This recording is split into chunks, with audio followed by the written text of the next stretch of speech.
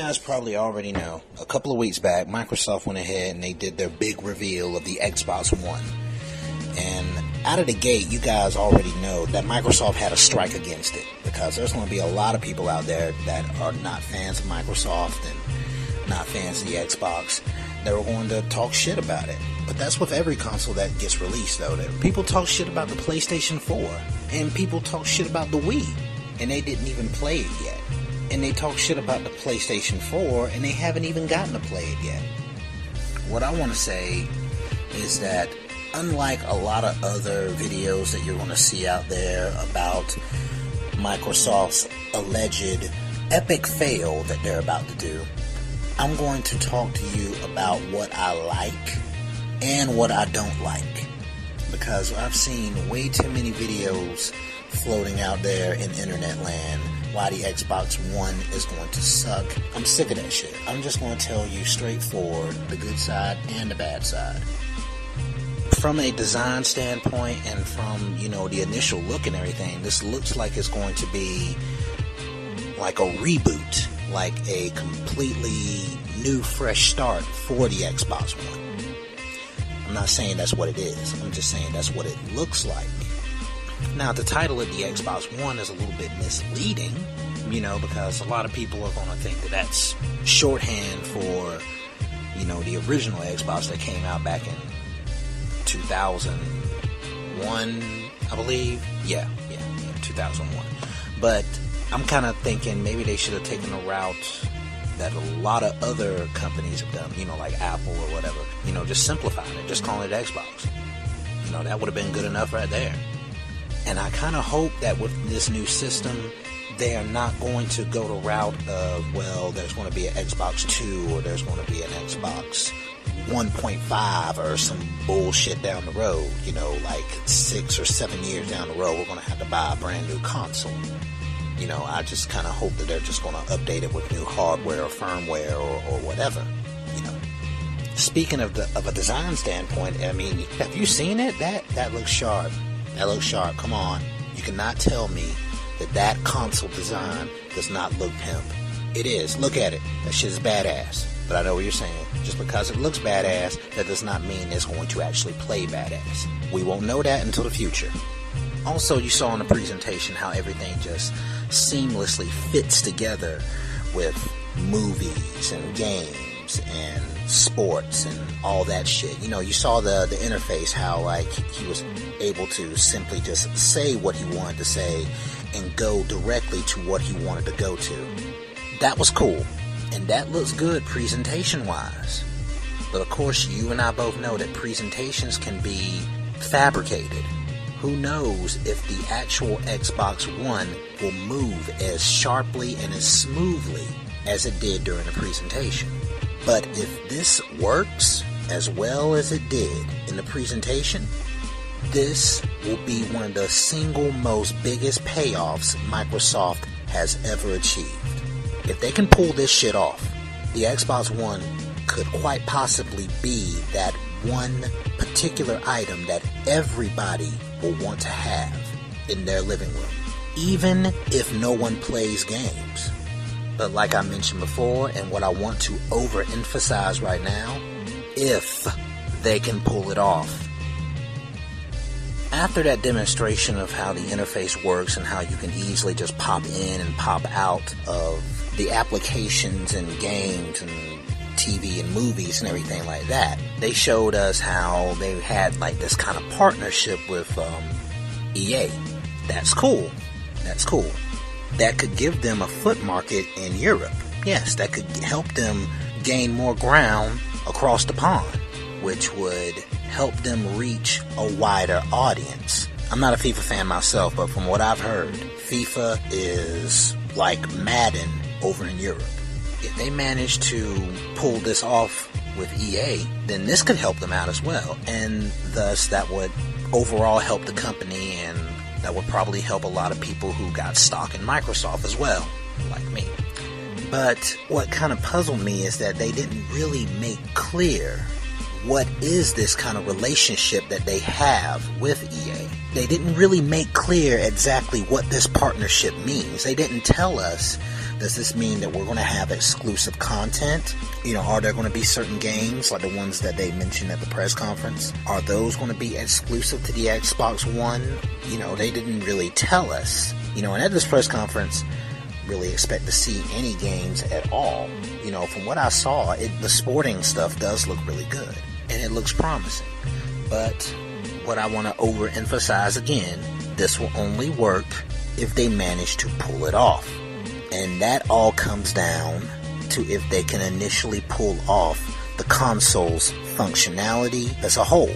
If the foundation falls apart, then the rest of the building is going to come along with it. Now, like I said before, I did not expect to see much game footage at the initial reveal. What I saw, you know, excluding the footage from EA, was really good. However, these are just trailers. And I really hate the fact that at a lot of presentations, they show us trailers for games and say that this is what the game is going to be like. And then when you play the game, it's not anything like the trailer.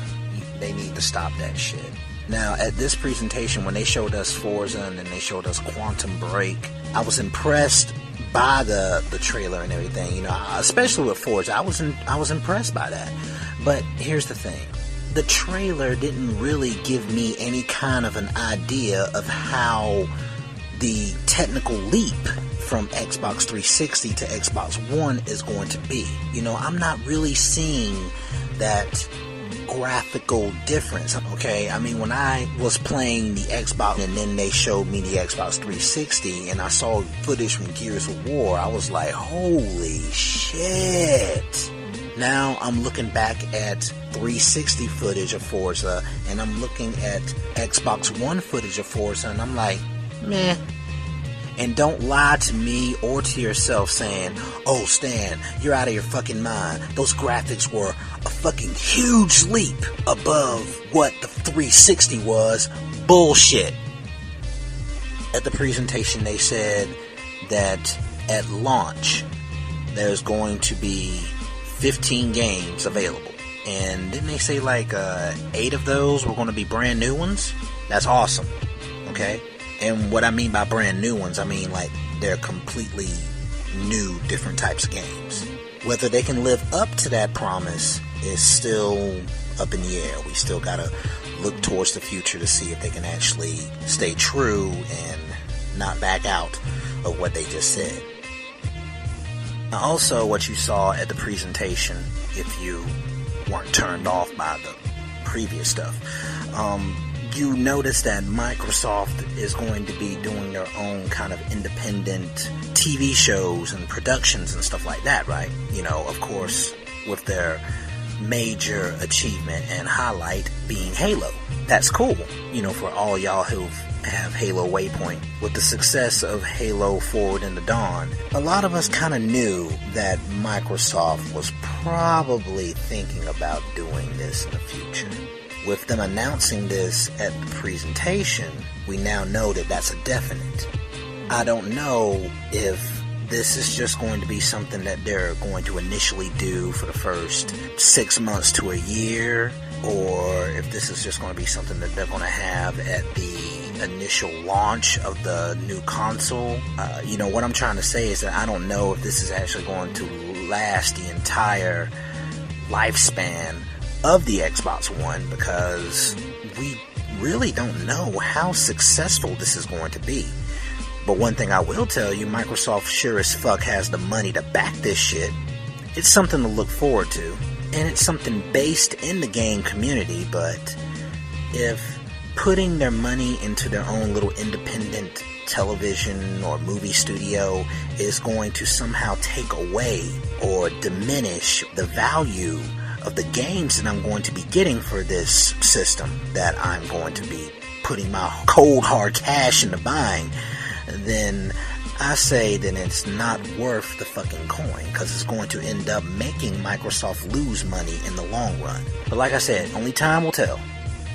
Microsoft got to the part about the hardware, but they didn't really tell us much about what kind of horsepower is under the hood. They downplayed what was under the hood, and tried to dazzle us with a bunch of shit about like how many servers they got and how many different something billion transistors it has and shit like that, you know. It's like, yeah, that's cool, but a lot of people, they don't know what the fuck those transistors actually mean.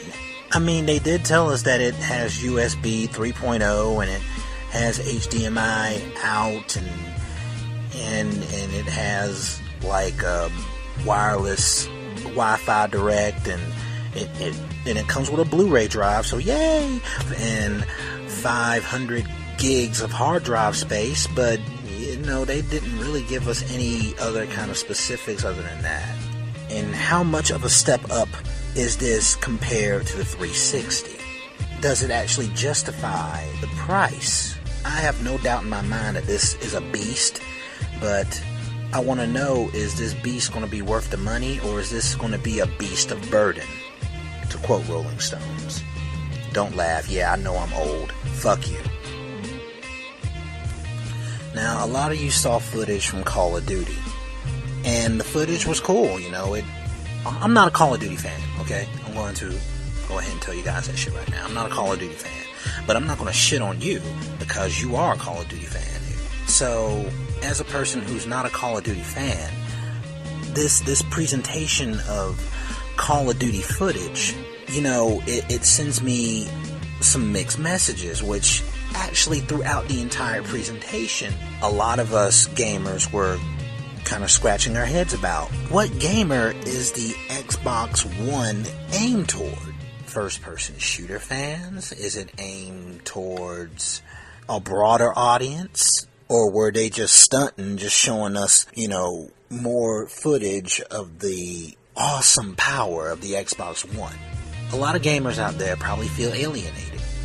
One of the biggest things that I do not like about the Xbox One, from what I've heard, I don't know if Microsoft is actually going to go through with this fucking scatterbrain Nazi fucking idea, is that once you buy a game and you put it on your system, it basically uploads the disc onto your system, and then that game is only available on that system, which means that no one else can play that game because that game is now on your system, which sucks for two reasons. It eats up hard drive space, and now the game is pretty much dead to anyone else.